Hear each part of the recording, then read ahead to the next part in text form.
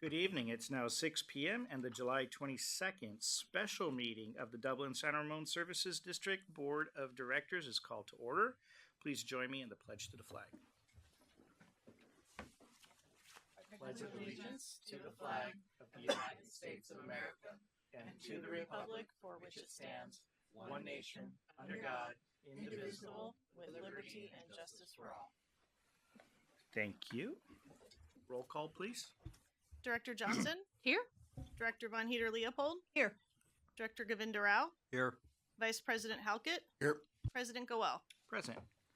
Moving on to item 4, special announcements and activities. Item 4A, new employee introductions. Staff. Okay. Good evening, President Goel and members of the board. It is my pleasure to introduce to you the latest member of of the county division and our finance department, Ms. Cindy Way. And if you could just proceed up to the podium, Cindy.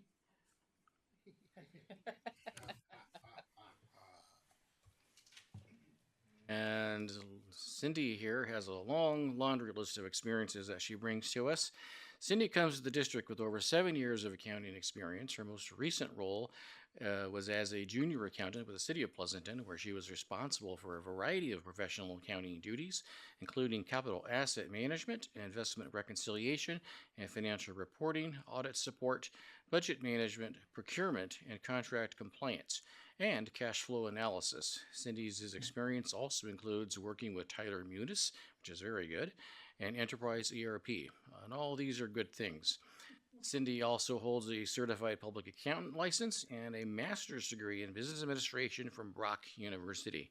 Please join us in welcoming Cindy Way to our finance department. Welcome. Good evening, President Goel and then member of the board.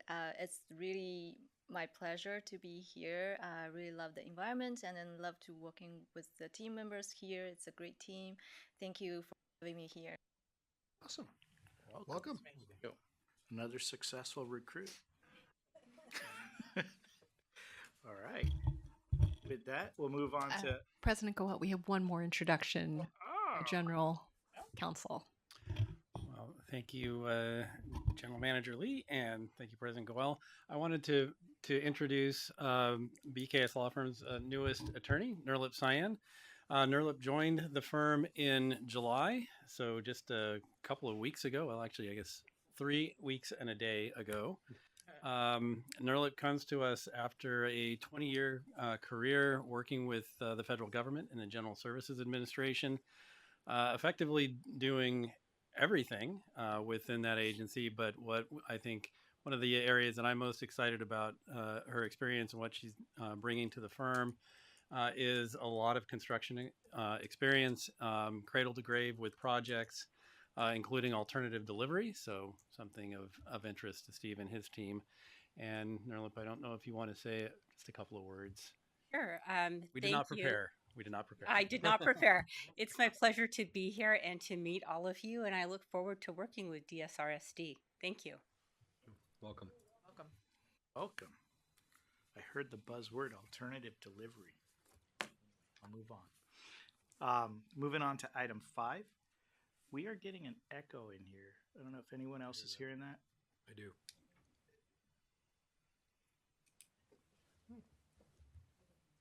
Okay. So if you hear me stutter, it's because I'm hearing myself back and I'm not really good at that. At this time, we'll move on to item 5, public comment. At this time, those in the audience are encouraged to address the board on any items of interest that is within the subject matter jurisdiction of the board and not already included on tonight's agenda. Comments should not exceed 5 minutes. Are there any speaker cards from the members of the public? No speaker cards. And seeing none in the audience, we'll move on to item 6, agenda management. No recommended changes. President Goel, we think the echo may be caused by the monitors. So if the board were on the right-hand side at the bottom, there is an on-off button on the bottom of the screen. If you can hold the button down it a little bit longer than you think is needed, and the light turns off, I think that will help. Underneath.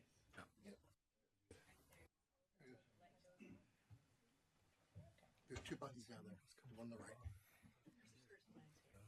No, hers is. She's good. All right, let's do a sound check. Oh, that is much better.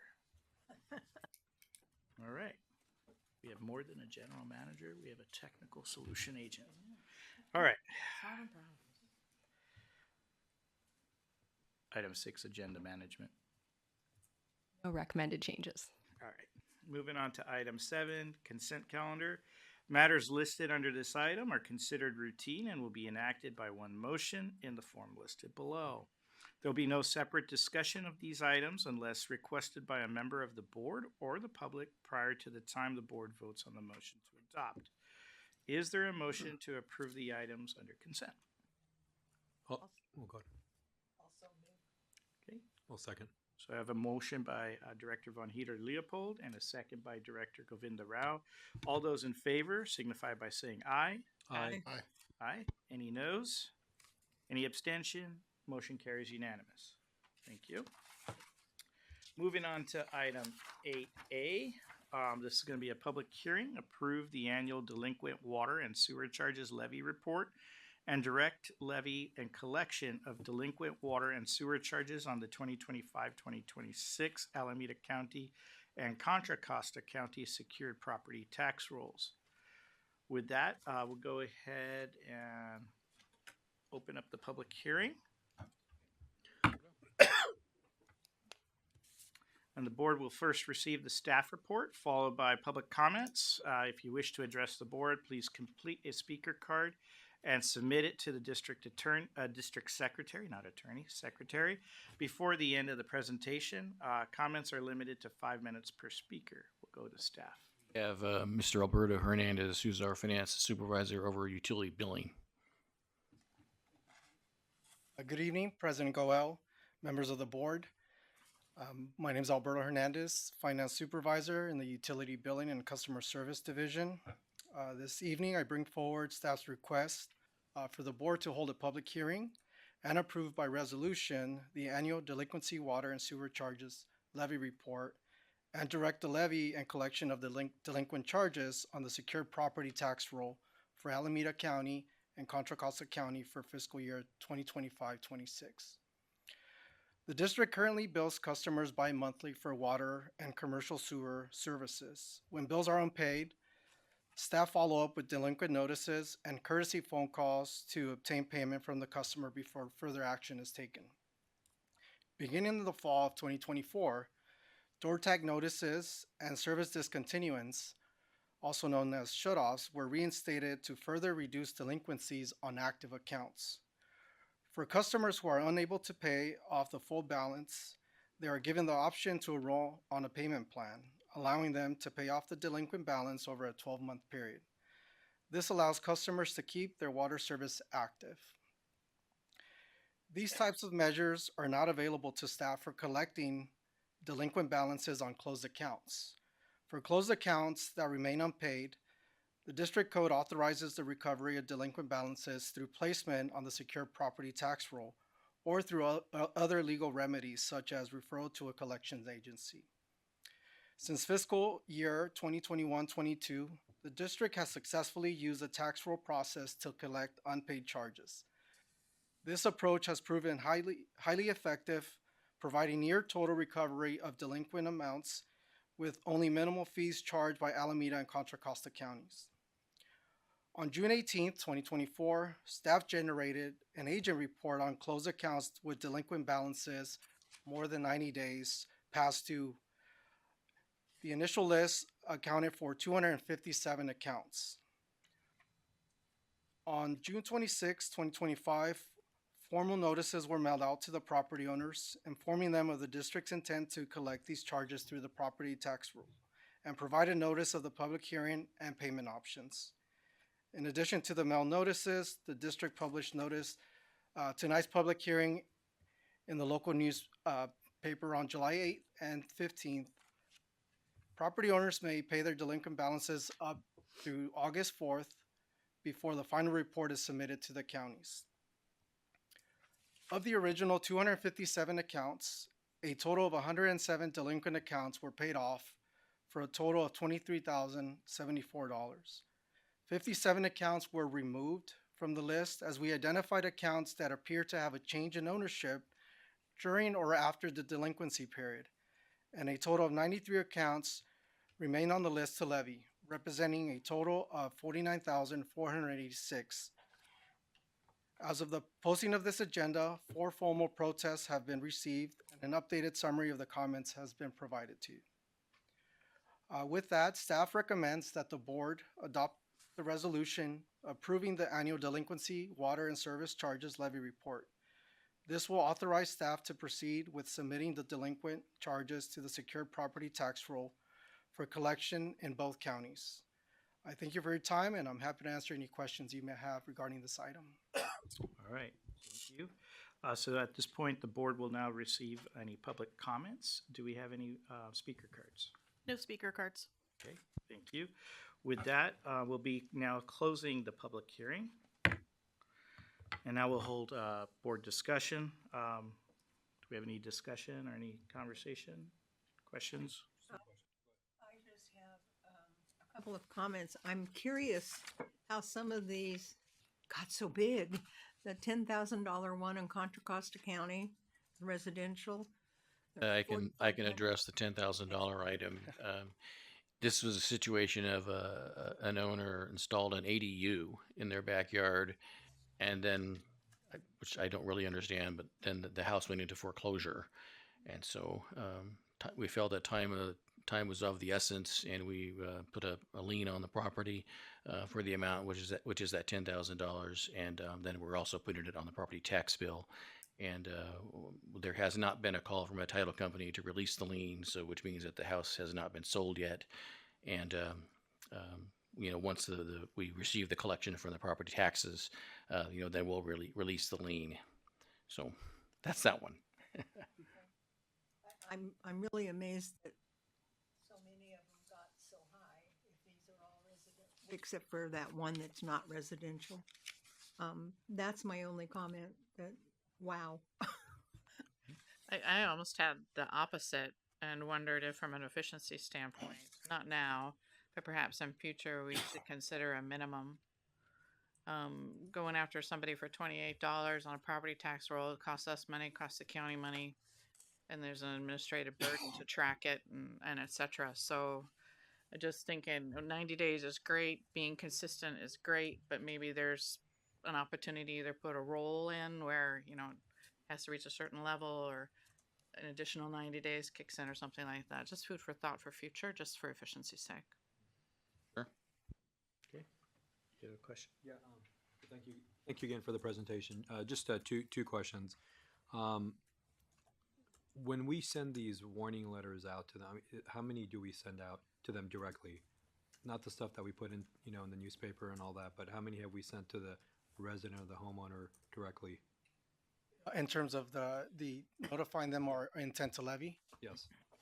So there were some received multiple notices depending on, so one of the reviews that we did is if the registered owner's address was different from the service location, then we would send out multiple notices, one to the service location and then one to the registered owner's address. Okay. Received, in that case, they would have received 2 notices. I guess what I'm wondering is, do we have some type of standard procedure in saying, when this occurs, we typically send 3 notices or whatever it is before we take further action? Yeah, in this case, we mailed out one notice Okay. leading up to the public hearing. It may be something for us to consider, have some type of standard procedure on that to say whatever that is, if it's 1, 2, 3, whatever, but make sure it's standard for everyone across. The second question I had here is, you had mentioned after 8/4, then it's going to be levied on the tax roll, correct? Correct. So if a homeowner now wants to pay it after 8/4, so then they have to pay directly to the county. They can't pay it to us anymore. Is that correct? That is correct, because at that point, it'll be submitted to the county, and we would have to amend the submittal, and that would incur additional costs for Got the it. district Okay. to make any changes with the counties. Okay. And actually, I just thought of a third question here on the comments that we received. how do we handle when it's so someone is, let's say, renting a property, and so then they should be the ones, I would think, right, that would then take responsibility for the water bills. So how have we sort of worked through that situation when it's maybe there's a tenant there versus the owner? And just kind of curious if we kind of different, what have we done, or do we just, it's always the owner's responsibility? Like, what is our policy? Yeah, in those cases, we do follow the district code in terms of the liability of payment, and so we hold the owners and the tenants equally liable for that delinquency. And in that case, we try to contact the tenants directly, especially for these closed accounts. We don't often have a forwarding address or a good contact number, so we try our best to make contact with them. But if we're unable to, then those are the accounts that we left on the list for levy because we couldn't reach the tenants and notices had already been sent out. In many cases, they moved away and there's no way to contact them. So I guess if the tenant, let's say hypothetically, or if they called into DSRC, say, hey, put the water bill in my name, meaning their name, and then they leave, they don't pay the bill, does the ultimate responsibility go back to the owner, or is the tenant still responsible?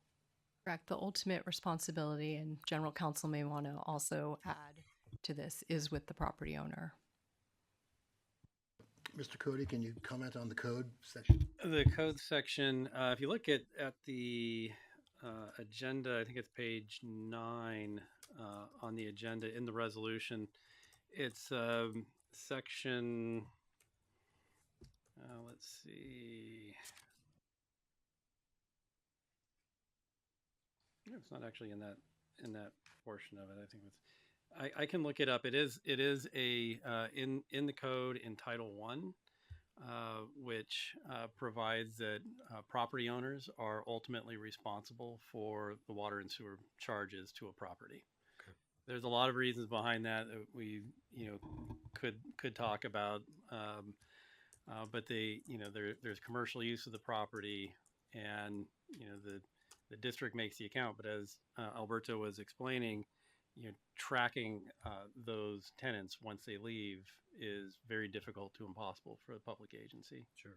So I think it's under policy P400-21-1, items 6, 7, and 8. In code section? Um, It should be in the code, not policy. It's in the policy that was attached to the staff memo. There's a link in there. The district code is 1.50.060, which is the liability for payment, Got it. which Okay. states owners, their tenants, or other users of property with respect to which a service charge is delinquent are jointly and severally liable for payment. Okay. Thank you for clarifying that. I appreciate it. You're welcome. Okay. Is that it? I'm done. Thank you. So I had a couple, most of them got picked up. Great idea about the minimum. I was going to ask the same question about renters versus owners, and the code is clear on that, it sounds like. One thing we may want to, and I know well, no, I can do it here. We may want to get this whole process on the agenda for a future meeting.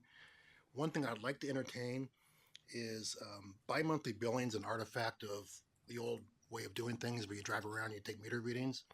Now that we have all the fancy new computers and the meters phone home every like 15 minutes, it may be better, or it may be advisable to look into monthly billing for a couple of reasons. Cash flow would improve. 2, delinquencies, if you're behind 3 months, is different than being behind 3 2-month bills. Might be able to shorten the period of what they're moving on this thing. And I'd like to get formalized who gets a letter, when, who gets a door tag, when, that kind of thing, just to make it really explicit. So, we don't have any, confusion for people going forward. may even want to look at the open and closed policy. I was surprised to hear that we closed accounts with balances. Well, if they're gone, they're gone. But yes, I mean, all that should be fodder for, some future. Just, I think this is a place that we might be able to improve operations a bit. That being said, I'm supporting the current thing. So this is in no way holding up, tonight's just something to look at for the future. Okay. And then I know we've closed the public hearing, but we do have some members of the public. I don't know if you guys are here to address this particular item. Okay, so if you could come to the microphone, and then from a process standpoint, I'm going to go ahead, if it's okay by legal, to open up the public hearing again, reopening up the public hearing. And then what I'm going to have you do from an administrative standpoint is, after you're done making your comment, so first, if you don't mind, kind of like signal to us who you are, maybe what you're going to be addressing, and then follow up procedurally to make sure you had in a proper speaker card. Okay. So You get 5 minutes. yeah. So my name is Imran Mohammed. So I got a letter from Dublin State, San Ramon Service District, that my tenant, who has left almost a year ago, and he has not paid some of my bills, my rents, and then I got a letter saying that I am responsible for whatever water he has used, and for me it doesn't make some logic. So that contract is between the tenant and the San Ramon, Dublin San Ramon Service District. But for me, my tenant is responsible to pay my rent because I have a contract with him, not with the Dublin San Ramon. So I'm not sure why I'm responsible for this. So I just stepped in, so I don't know what's been decided, what's going on. Thank you. So as part of our process, we receive the comment. We don't necessarily have to respond at this time. Okay. However, once we bring it back to the board of directors, the process could be that we ask staff to provide any sort of guidance to the board of directors prior to taking any action. All right. Thank you. Thank you. Is that it on your comment? Okay. And sir, are you just here supporting? All right. Very good. With that, we'll now close. We'll go ahead and close the public hearing. We'll bring it back to the board of directors for any additional comments that may have been left unattended. Okay. And then staff, is there any feedback that you need to provide us or guidance? As we talked about, the district code provides that the property owner is responsible for water and wastewater charges, which is why we are asking the board to consider this action this evening. Okay.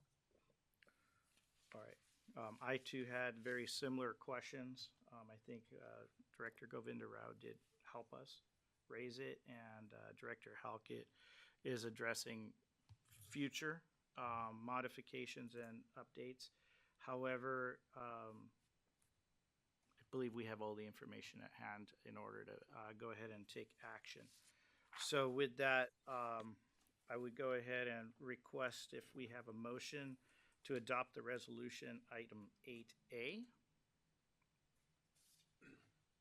I'll move approval of the item as presented. Do we have a second? I can second that motion.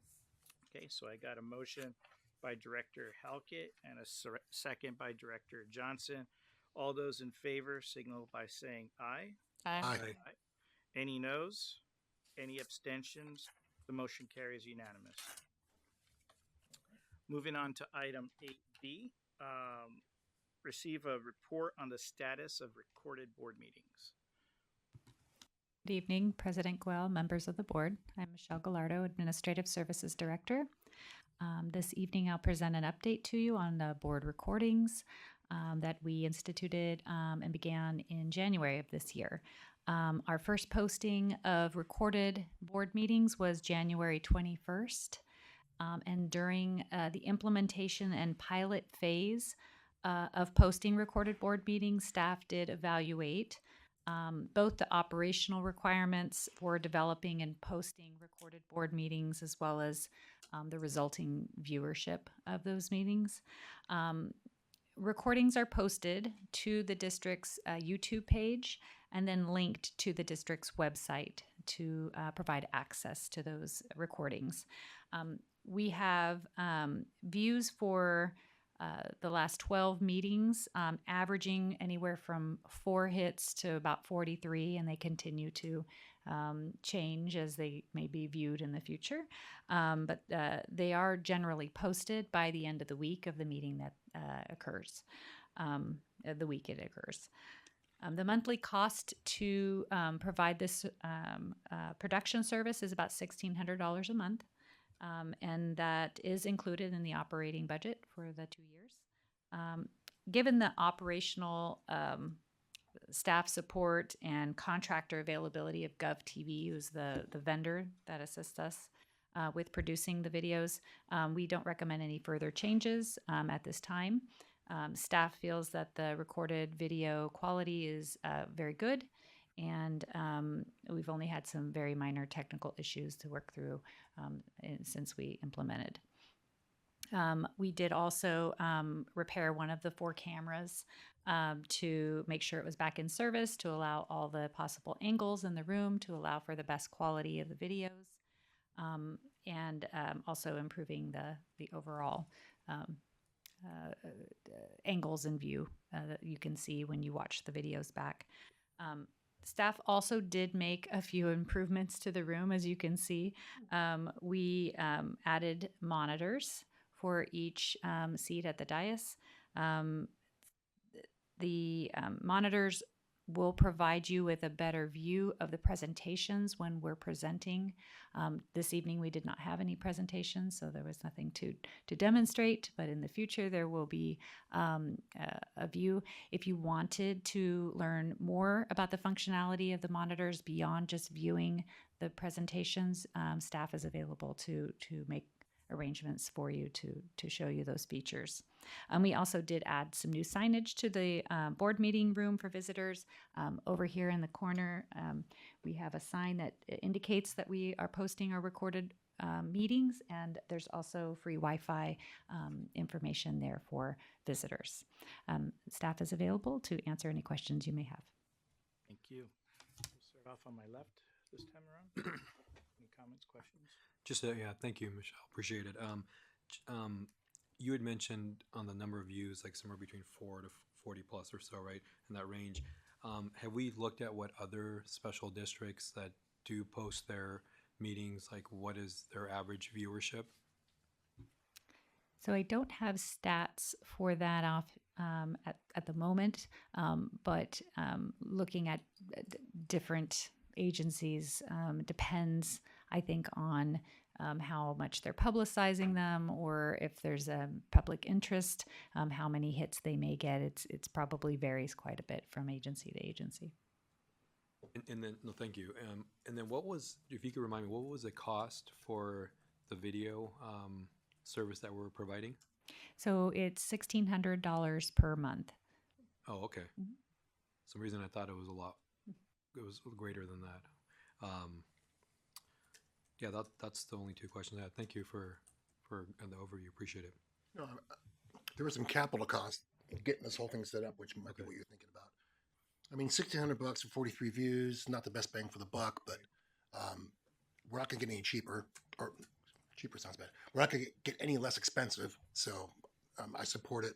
And someday we're going to do something really, really good or really, really bad, and that number's going to spike up. And in the spirit of transparency, it's going to be nice to have this system in place, and so we can point to a video and be open. So Smile for I support it. There we go. All right, moving to my right-hand side. Any comments, questions? I would just urge staff to watch behavior once the monitors do go live to see if it improves engagement or it's a distraction. I would find this very distracting. And so if we have the opportunity to turn it off or whatever, but then I don't understand what the motivation was to put these here in the first place. I don't really see the need. I do still struggle to hear the speaker at the dais. And I haven't watched the videos, and I can take that on in the meantime to provide additional feedback. But I have to wonder if that's shooting back of a person's head, and that also could cause a lack of engagement for somebody viewing to really understand what that person is saying. I read lips, so I need to see the person. So anyway, if in future you do decide to invest more, maybe two monitors, or not two monitors, two microphones, or an additional speaker with regards to the person presenting, I think I would find that much more valuable than an additional monitor. We do have a camera back there that Projects. that picks up. Okay, so they do have line Yeah, of sight. yes. Okay, thank you. And that makes me feel much more comfortable. Okay. That's I all. don't have any comments. All right. And so the only feedback that I have was actually received by two members of the public. One was a council member, and one was a standard resident. And their main thing was to help them view our videos, and I didn't check this myself, was if there's bookmarks or timestamps that are associated with the agenda Particular sequence. agenda minded. And so I know, like, when I was on city council, that was something very standard and typical, and it just helps people really hone into the area that they need to focus on. So I think, making it a little bit more user friendly, we can always strive, right? And I think as far as viewership, right, we just really started. And I think we're going to start to push out stuff or say, hey, I think that's all going to be part of our communications campaign, which eventually is coming back to us. And we'll probably have some better stats by then, and maybe we'll have some things that we did correctly that are getting attention. Hopefully that's the one that gets our numbers up. I totally believe that's going to be the case. Okay. With that, we'll go ahead and move onwards. Thank you very much again, staff, for a good job. And by the way, I am looking forward to this screen. I've done setups for other boards, and it worked out really well. One of the things that they were using in the other board was that's how they were raising their hand, but we had 23 elected officials around the dais, so it was very different. So I look forward to seeing it all work together, and this helps me with my vision. So vision, speech, Hearing, vision. Yeah, no. We got it all We're all covered. getting old. Yeah. All right. With that, we'll move on to item 9, reports. Item 9A, board items. The Joint Power Authority and committee reports. I believe there are none. Okay. Item 9A2, submittal of written reports for days of service, events attended by directors. Go ahead.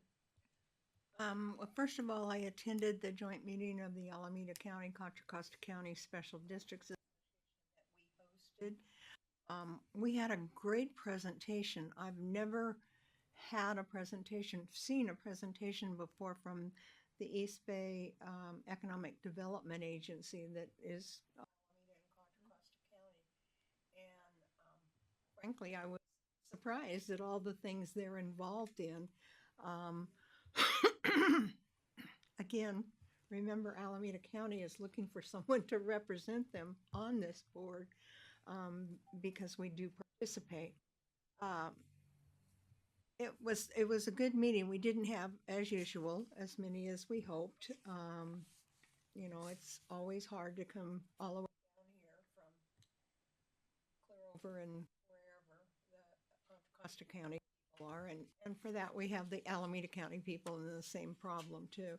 But it was very well attended. The room was good. Our staff did a great job of setting things up and had sandwiches, and it was very nice. We also had a presentation from someone from the California Special District's office. Colleen always gives us the updates on legislation, but this gentleman was talking about California Special Districts as a whole. There are 27 chapters in California of special districts, and we now have an official National Special District Association that has been following through with getting special districts recognized in the federal code so that next time money comes up, we're not left out in the cold. It's surprising to me that even though many states did have special districts, that it has been overlooked all this time. But whatever, it's getting there. So if anybody wants to log in, it's NSDA, and you can see what's happening. They talked a couple of bills, but I didn't completely follow all of the legislation that they were taught, because the problem is that we hear it's in this hearing and that hearing, and it went out of this committee and went to that, and all I want to know is if it passed. When they're talking about all the stages, because obviously CSDA is doing all of their legislating, or their advocating at those different points. But anyway, so it was really a great meeting. I wish more of you had been able to attend. It was great. I also attended 2 Zoom meetings. One was to meet with Maggie Fry, who's going to lead the retreat for the CASA board for visioning for next year.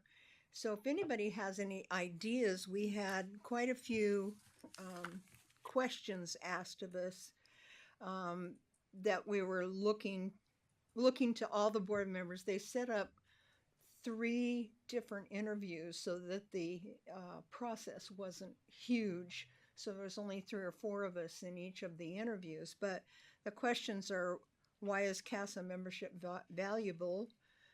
5 years out, what do you think CASA should be looking at? Member engagement, how do we do too much? Are there too many emails that come through? I don't know if all of you subscribe, but we get a zillion emails from CSDA about all sorts of different things, or CASA, I'm sorry. And maybe it's too much. Maybe, we should have one monthly newsletter that is a synopsis of all the things that are going on. So if you have anything that you'd like CASA to think about, our retreat is the end of September 24th. And like I said, we're putting together the ideas now.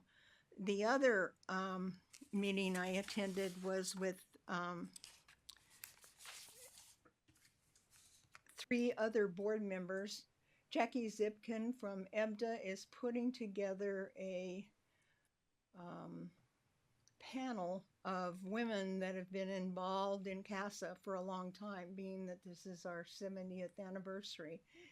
And so they want to try, and they're going to do this at the women's breakfast. What they want to do is to tell the audience how we got involved in the industry. And of course, I got picked because I'm not involved in the industry. Pardon me. So this ought to be interesting. 3 of us are very involved. The 3 of the committees of the panel are very involved, and then there's me that's involved that aren't in the industry. I'm not in whatever. So actually, the presentation should be kind of interesting, and hopefully it will lead people who are new to running for the board or have thought about it, but thought, no, I'm not an engineer, I can't do it. We'll recognize that each one of us brings different backgrounds to the board, which the board needs because we hire all the other expertise. We theoretically are bringing the public's view. So anyway, both those meetings were interesting, and I look forward to next week. Panel of Wisdom, it's called. we shall see. And I don't think anybody's going. So are you going? No, you're not going, huh? Steve Delight and Dan Gill are going. Okay. Well, you guys can. You can't because you're not women. They can. But Pardon me. actually, I believe Natalie Stitch, our public Okay. affairs, is going, and she'll be there. Okay. That's all I have. You can Thank go. Thank you. On your first item, you mentioned about an open seat Mm-hmm. in Alameda County.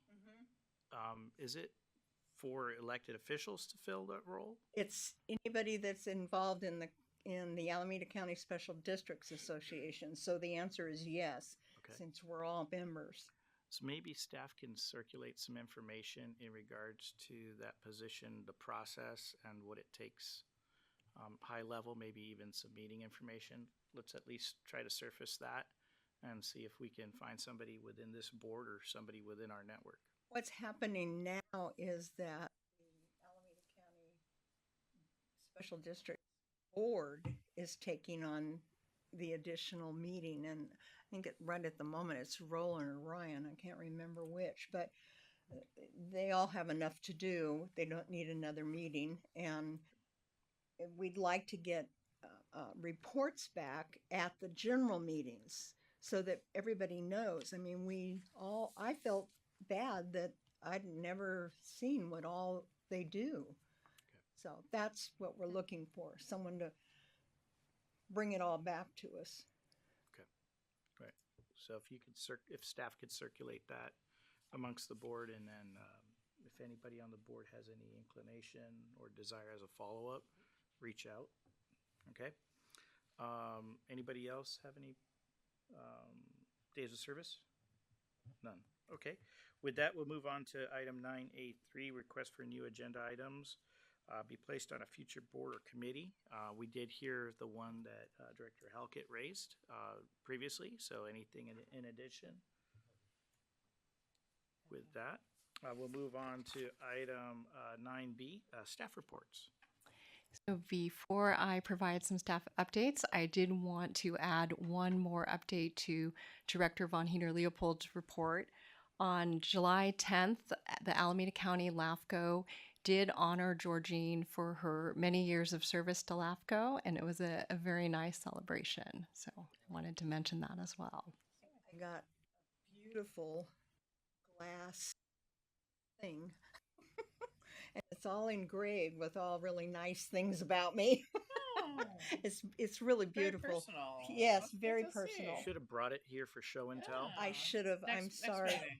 Okay, next meeting. We'll hold that one over. And then for staff updates, the general manager's report for June is included, and I did want to draw the board's attention to a few updates. DSRSD did receive our renewal of the District Transparency Certificate of Excellence Award, and this recognizes outstanding efforts to promote transparency and good governance. The district has received this recognition since 2014. This award will be presented to Director Von Heater Leopold at the CSDA conference in Monterey at the end of August. And then we're trying to arrange for CSD to also come to the full board meeting and honor the board. And I do want to recognize District Secretary Nicole Gonzalez for her work making sure that all of the training was completed on time. So she had a pretty large hand in making sure this recognition continues. In the report under operations on June 11th, divisions within the operations department successfully completed a drill simulating a power outage in the water distribution system. As part of this exercise, they deployed a temporary generator and hooked it up to one of our pump stations and ran it on generator power. And these types of drills strengthen our emergency preparedness efforts. So it was a very successful exercise. I also wanted to highlight the current status of enrolling the wastewater treatment plant in Lavma into the AVA Community Energy Bright Choice Plan. The board may recall that in February there was direction provided to enroll. The benefits are cleaner energy, and the AVA program is 5% below PG&E rates. Lavma was successfully enrolled. However, after some back and forth between AVA and PG&E, the wastewater treatment plant needs to stay on PG&E because of the on-site power generation. PG&E reserves standby power in case our cogeneration system goes down and we need that redundancy and backup power. So what this means is it largely affects DERWA because the bulk of the power purchased, if you remember, most of the wastewater treatment plant runs off of cogen, but PG&E power is purchased to run the DERWA facilities. So we will monitor that budget very carefully, and if needed, we'll go to the DERWA board to ask for a budget adjustment. Another good piece of news, this is not included in the report, but the Water Education Federation and associated partner agencies like Water Reuse have selected DSRSD as a recipient for the 2025 Utility of the Future recognition. And we will be honored along with other utilities at the WEFTEC. So this is Water Environment Federation. It's the Technical Exhibition and Technical Exhibition Conference, WEFTEC, on September 30th. So we're going to provide more information to the board, but if anyone would like to attend and receive this recognition in person, please let Veronica Gonzalez know. It's a great conference, well attended, lots of really good exhibitions. It's a little bit more on the technical side, but it's an excellent conference. Chicago. Did I not say that? It's in Chicago. And one last update to the board. DERWA had talked about hosting an open house later this fall that we were planning to combine with a tour. We have talked to DERWA and the member agencies, and we are actually planning to move this to spring. In the spring, it will be our 20-year anniversary of beginning recycled water deliveries. So it's a good occasion to celebrate. Plus, we are very hopeful that by that time we will have the agreement done with Central San, which would be another reason to celebrate. And then lastly, closed session will be held in the board or in the GM conference room this evening. No. Okay, go ahead. I believe, Nicole, that our policy still says if we want to go out of state to a conference, the board has to approve it. Okay. So just to let everybody know, you need to let To put it on Jan the know agenda. early enough to get it on the agenda. Okay. And is that conflicting with another event? It is not. It is the week after water reuse in San Diego.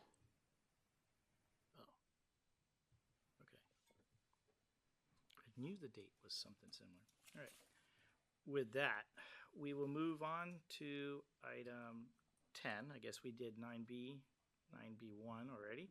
So thank you for that. So we'll move on to item 10, closed session. We're going to retreat to the conference room as directed by staff. Just remember, as you vacate this area, please put your mics on mute. With that, we'll adjourn to closed session.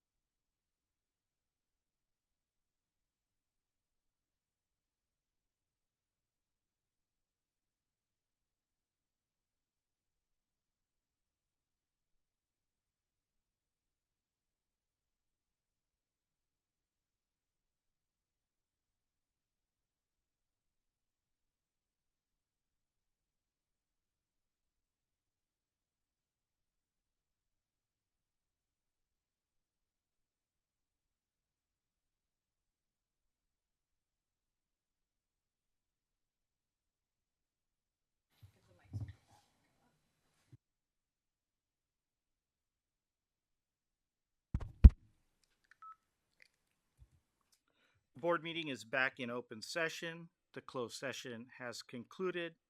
There was no reportable action taken in closed session. Item 12, adjournment. The meeting is adjourned at 8:09 p.m. Have a good evening. Woo-hoo.